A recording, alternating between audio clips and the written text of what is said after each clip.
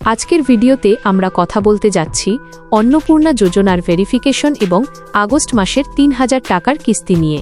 রাজ্য সরকার এই প্রকল্প নিয়ে কি বড় আপডেট দিয়েছে, কারা আগে টাকা পাবেন, কাদের ভেরিফিকেশন কিভাবে হচ্ছে এবং কাদের টাকা বাতিল বা স্থগিত হতে পারে, তার সম্পূর্ণ তথ্য এই ভিডিওতে খুব সহজ ভাষায় আলোচনা করব।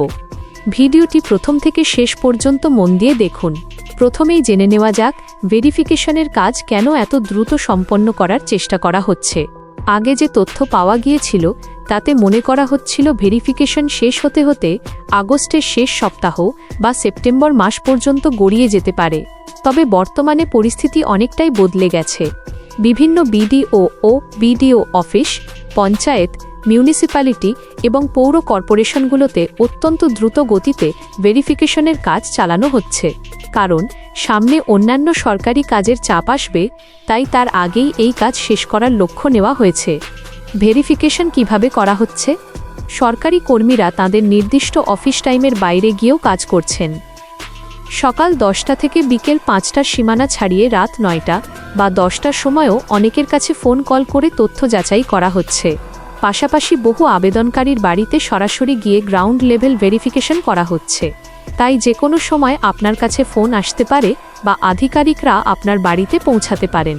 সবচেয়ে বড় সুখবর হল, পরিকল্পনা অনুযায়ী আগস্ট মাসের প্রথম সপ্তাহ নাগাদ প্রায় 1 কোটি বা তার বেশি মহিলার অ্যাকাউন্টে ৩,০০০ টাকা করে পাঠানো হতে পারে।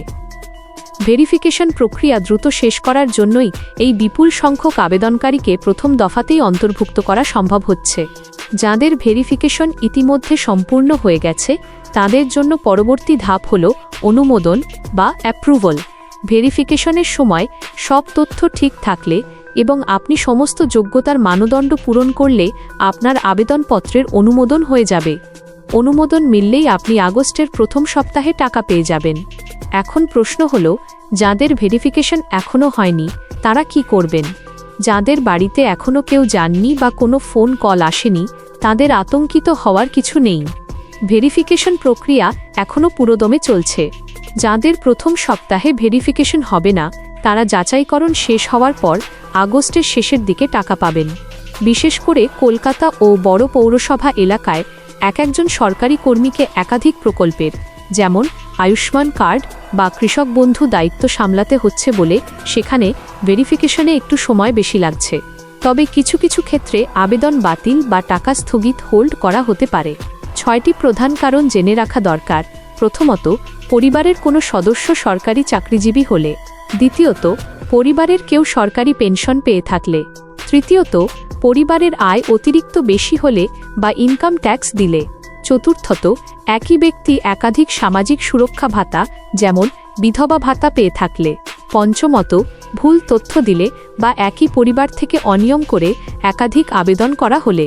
এবং ষষ্ঠত, চুক্তিভিত্তিক কর্মী যেমন আশাকর্মী, অঙ্গনওয়াড়ি কর্মী ও হেল্পার, প্যারা টিচার এবং সিভিক ভলান্টিয়ারদের আবেদন আপাতত স্থগিত বা হোল্ড করে রাখা হয়েছে। যারা জুন মাসে টাকা পেয়েছিলেন কিন্তু জুলাই মাসে পাননি তাদের জানা দরকার যে জুলাই মাস জুড়ে তাদের নথি পুনর্নিরীক্ষণ ও ডেটা এন্ট্রি করা হয়েছে।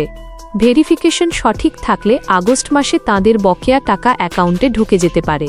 অনলাইন পোর্টালে আপনার স্ট্যাটাস দীর্ঘদিন আন্ডার ইনকোয়ারি দেখাতে পারে, কারণ সাধারণ মানুষের জন্য রিয়েল টাইম আপডেট দেখার সুবিধা অনলাইন পোর্টালে উন্মুক্ত নেই। আপনার আবেদন চূড়ান্ত অনুমোদিত হলো নাকি বাতিল হলো তা জানতে আধার কার্ড, নিবন্ধিত মোবাইল নম্বর বা টেম্পোরারি আইডি নিয়ে স্থানীয় বিডিও অফিস, পঞ্চায়েত বা মিউনিসিপ্যালিটিতে যোগাযোগ করতে হবে। সেখানে দায়িত্বে থাকা আধিকারিকরা অফিসিয়াল লগইন থেকে আপনার বর্তমান সঠিক স্ট্যাটাস জানিয়ে দিতে পারবেন। যাদের তথ্য সঠিক আছে এবং ভেরিফিকেশন শেষ হয়েছে তাদের প্রায় 90% আবেদনই অ্যাপ্রুভ করা হচ্ছে। আশা করি অন্নপূর্ণা যোজনার এই লেটেস্ট আপডেটগুলো আপনারা স্পষ্ট বুঝতে পেরেছেন। আপনার এলাকায় ভেরিফিকেশন হয়েছে কিনা বা আপনার ভেরিফিকেশন কিভাবে সম্পন্ন হলো তা আমাদের কমেন্ট করে অবশ্যই জানান। ভিডিওটি ভালো লাগলে লাইক করুন, বন্ধুদের সাথে শেয়ার করে তথ্যটি পৌঁছে দিন এবং পরবর্তী আপডেটের জন্য চ্যানেলটিকে সাবস্ক্রাইব ও ফেসবুক পেজটিকে ফলো করে সঙ্গে থাকুন। সবাই সুস্থ থাকুন, ভালো থাকুন। ধন্যবাদ।